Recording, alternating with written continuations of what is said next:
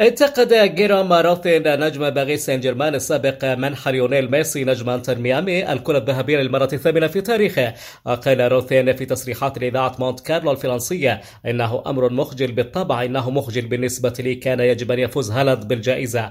وأضاف: خلال الفترة بين أغسطس 2022 ويونيو 2023 ما المعايير التي تجعلنا نعتقد أن ميسي أفضل من البقية؟ لا يوجد معيار أساسي يضعه في الصدارة.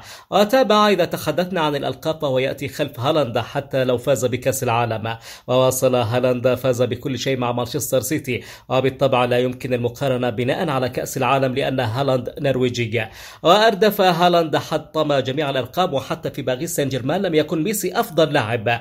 وأنهى: مشكلة أن يكون الفائز بالكرة الذهبية ليس حتى أفضل لاعب في ناديه. واختتم: يجب أن نتوقف عن هذا الجنون، خلال 3 أو 4 سنوات لم يكن ميسي أفضل لاعب في العالم، وفي هذه السنوات فاز بالكرة الذهبية مرتين. لذلك بالنسبة لي إنه أمر مخزن، لا أستطيع أن أصدق عيني.